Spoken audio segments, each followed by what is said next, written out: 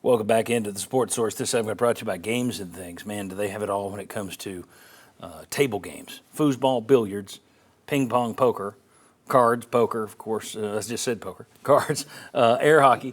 When it comes to table games, no one carries more top-line brands and options than Games and Things. Their showroom is just fantastic. If you go in there, you're going to spend an hour, 2 hours, probably have to run you out about 5 o'clock when they close down because it's such a fun place to be. There's all kinds of stuff to see. You can turn your home into an absolute fun house.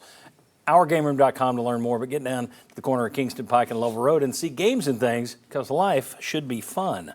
Okay, back with 3 media members, Bob, Josh, Chuck, and our 5 VFLs are standing over there ready to play a little will they or won't they. And the prize today is a great big banana cream pie, guys. So, question number 1.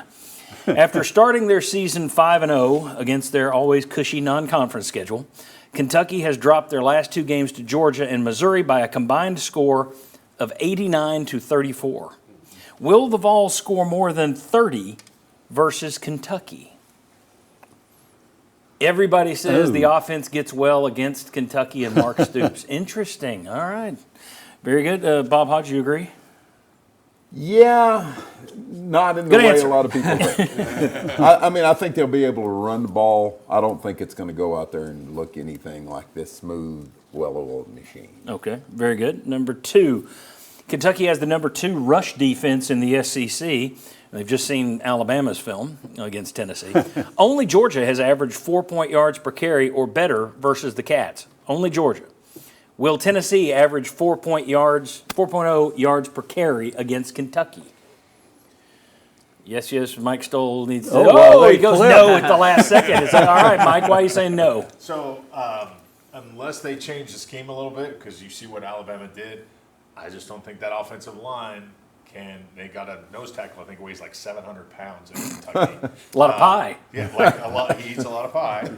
I just don't think that they're going to be able to create the lanes to make those rushes happen. All right. He's been down on the O-line all year. Former O-line. Number 3, in a league filled with average quarterbacks, and it is filled with average quarterbacks, Devin Leary has been a perfect fit at Kentucky. In his last 4 games, all versus SEC foes, he has not completed 52% of his passes once. 51% is his high water mark for the last 4 games. Will he complete 52% of his passes against Tennessee? Okay, Will flipped his. We got Marlon says he will. Marlon, how come you're not buying into the defense? We're on the road.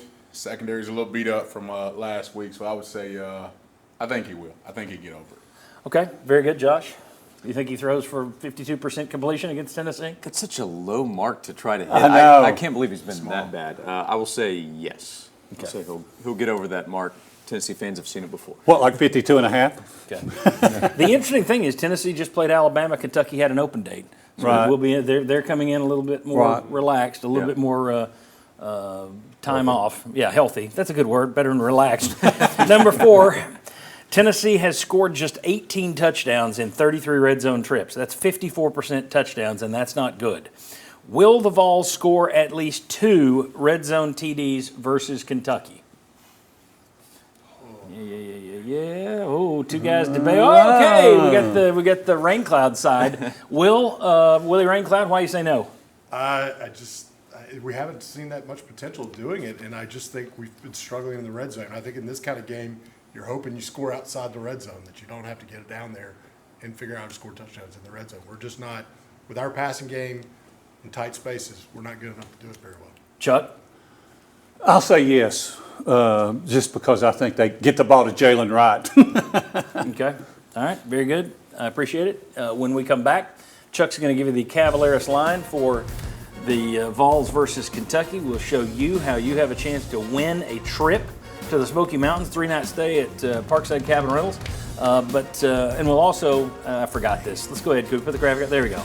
46% of you wound up at 8-4. 32% said 9-3. That's how it finished up today. You can still vote on YouTube if you're watching, but you'll never see the results. So vote if you like. We'll come on back on the next segment.